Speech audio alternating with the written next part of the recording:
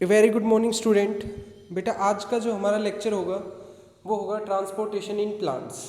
Okay, so transportation in plants के अंदर ही हमारा सेकंड लेक्चर है। और फर्स्ट लेक्चर के अंदर हम लोगों ने बेटा बात की थी कि प्लांट के अंदर कौन कौन सी चीज़ें हैं जो ट्रांसपोर्ट की जा सकती है, किस किस मेथड के थ्रू जो है वो ट्रांसपोर्ट किया जा सकता है। जस्ट हमने जो है उसका ओवरऑल जो एक एब्स्ट्रैक्ट टाइप है, जो आउटलुक है, वो हमने आपको दिया था। आज जो हम लोग बेटा बात करेंगे वो टाइप ऑफ डिफ्यूज़न के बारे में बात करेंगे। और ये टॉपिक जो है वो देखने में काफ़ी आसान होता है, लेकिन इसके जो पिन पॉइंट है इनके बारे में आज हम लोग इस लेक्चर के अंदर बात करेंगे, जहाँ से क्वेश्चन जो है वो बनते हैं और वो क्वेश्चन गलत होने के चांसेस जो है वो रहते हैं।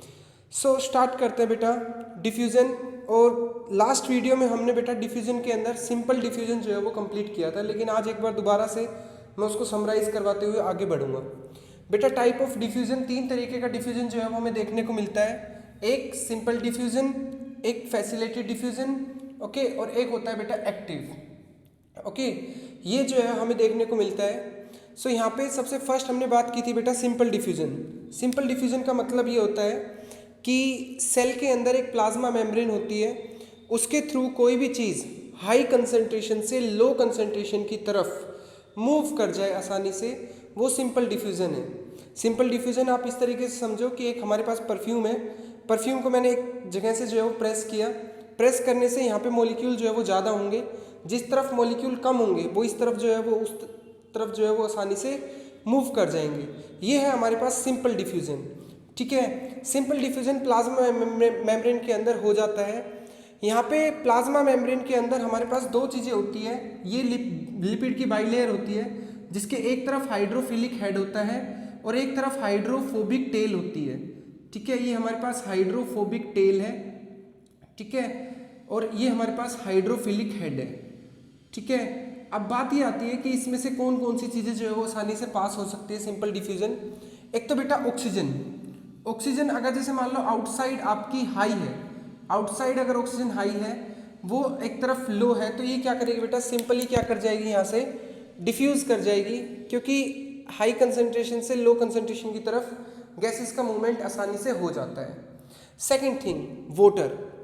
वाटर की अगर मूवमेंट देखूं तो काफ़ी बच्चों के दिमाग में ये डाउट आता है कि सर यहाँ पे हाइड्रोफोबिक चीज़ें हैं, तो वाटर जो है जब इसमें से ट्रांसपोर्ट होगा तो वाटर को ये हाइड्रोफोबिक जो लिपिड लेयर है ये इसको रिपेल करेगी, तो वाटर कैसे ट्रांसपोर्ट होता है बेटा। वाटर जो है इनके बीच में से काफ़ी स्पेस होता है, उस स्पेस में से जो है वो ट्रांसपोर्ट हो जाता है, लेकिन इसके साथ वाटर के साथ अगर कुछ सोल्यूट वगैरह पोलर मोलिक्यूल वगैरह जो है वो डले हुए हैं, तो वाटर के साथ वो चीज़ें जो है वो ट्रांसपोर्ट नहीं हो पाती। वाटर काफ़ी हल्का सोलवेंट है, वो इसमें से गैप बनाता हुआ आसानी से ट्रांसपोर्ट हो जाता है। लेकिन अगर वाटर जैसे ही कोई पोलर सोलवेंट में अगर इसमें डालूं तो बेटा वो इन गैप में से जो है वो ट्रांसपोर्ट नहीं हो पाएंगे। देखो सिंपल डाउट है कि वाटर मॉलिक्यूल जो कि खुद हाइड्रोफिलिक है, जो जिसकी वजह से हाइड्रोफिलिक वर्ड हुआ है, तो वो ट्रांसपोर्ट कैसे हो सकता है जब यहाँ पे लिपिड की ऑयल की लेयर है तब।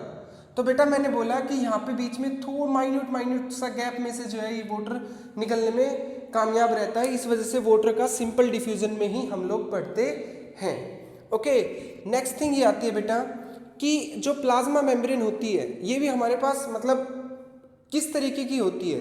ठीक है, इसमें मैं बोलता हूँ कि हमारी प्लाज्मा मेम्ब्रेन सिलेक्टिव परमिएबल होती है। सिलेक्टिव परमिएबल क्यों होती है बेटा, क्योंकि वाटर को कई जगह पे ये मूव करवा रही है, लेकिन वाटर के मॉलिक्यूल के अंदर अगर वाटर जैसे ही पोलर सोलवेंट, देखो वाटर को मैंने पोलर क्यों बोला, क्योंकि वाटर के पास H पॉजिटिव आयंस होते हैं, OH नेगेटिव आयंस होते हैं।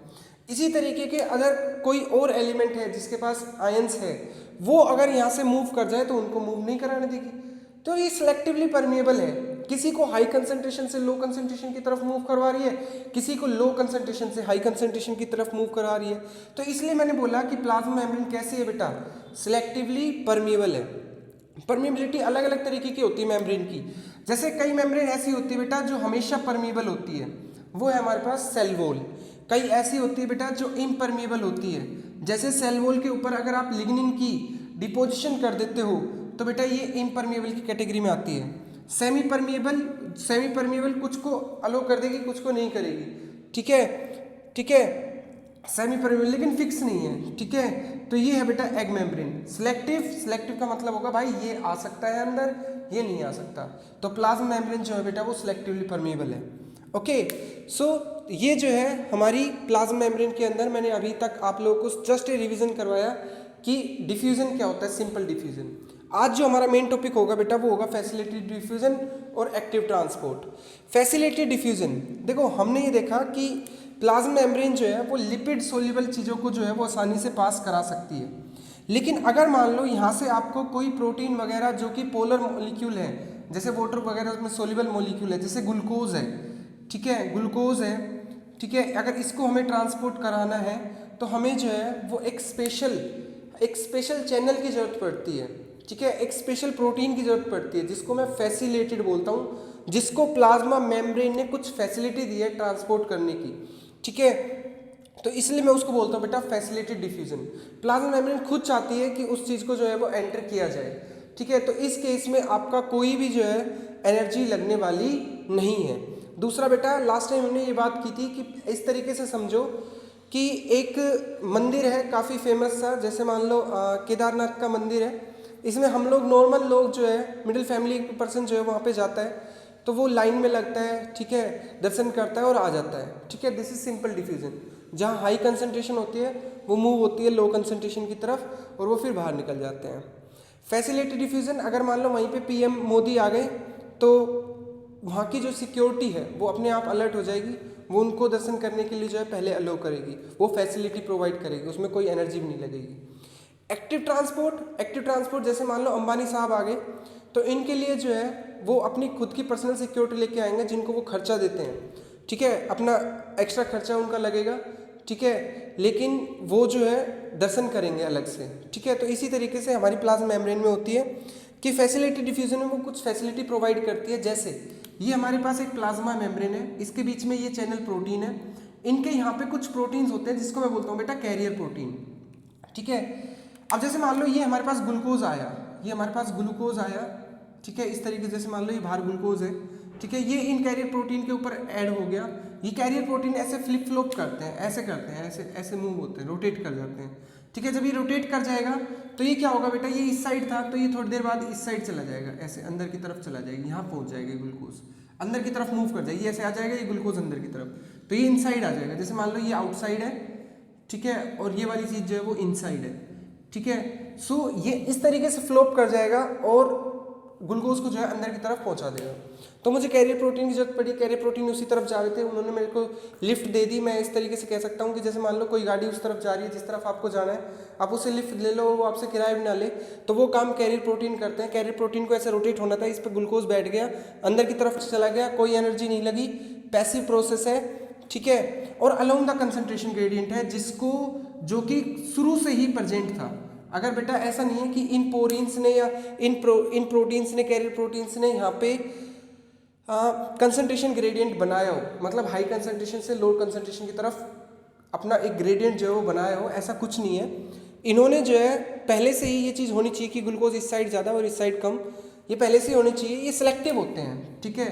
एक पर्टिकुलर कैरियर प्रोटीन एक पर्टिकुलर बंदे के लिए सिलेक्टिव होता है, ऐसा नहीं कि कोई कैरियर प्रोटीन किसी को भी जो है वो अलो कर देगा। डिफरेंट एलिमेंट के लिए डिफरेंट जो है हमारे पास कैरियर प्रोटीन होते हैं। सैचुरेशन आती है, सैचुरेशन का मतलब ये होता है बेटा कि जैसे मान लो हमने किसी से लिफ्ट ली, हम लोग 2-3 जने हैं, हम लोग बैठ गए, लेकिन उसकी गाड़ी में जो है सिर्फ 3 लोगों की जगह थी, लेकिन हम लोग 4-5 जने हैं, तो इस वजह से वहाँ पे सैचुरेशन आएगी कि भाई इतने लोग बैठ सकते हैं, आप इतनी जा सकते हो।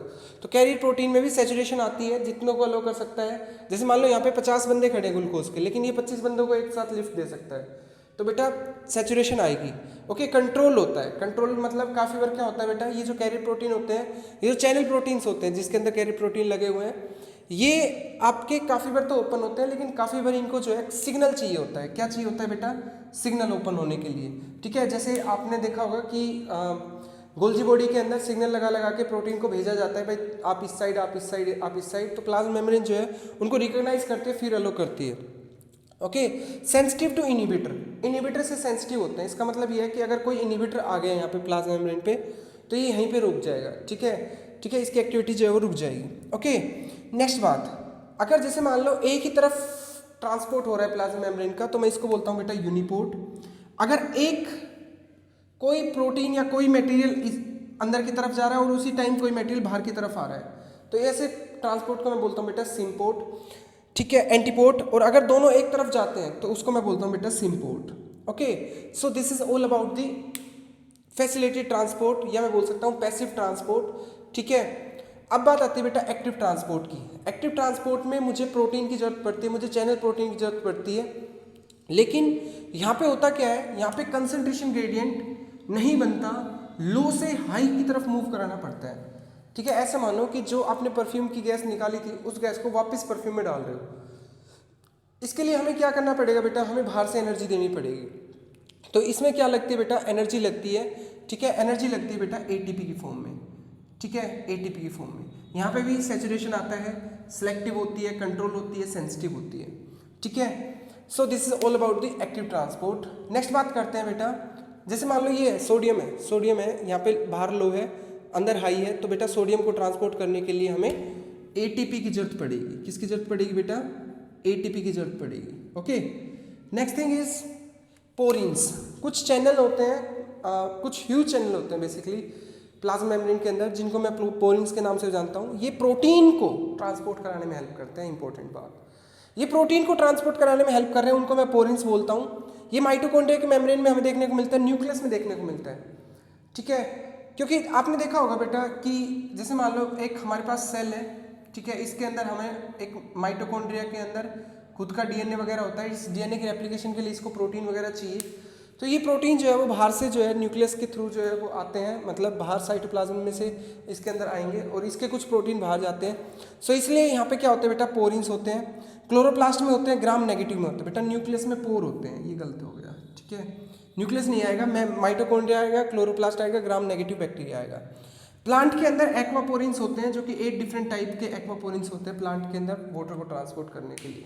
Okay, so this is all about the transport in plant by diffusion, ठीक है। इसके अंदर हमने सिंपल डिफ्यूजन, ठीक है, फैसिलिटी डिफ्यूजन और एक्टिव ट्रांसपोर्ट के बारे में बात की, और जो भी मेन इंपॉर्टेंट बातें थी वो मैंने आपको इस लेक्चर में समझाई। आई होप आपको ये लेक्चर जो है वो समझ में आया होगा बेटा।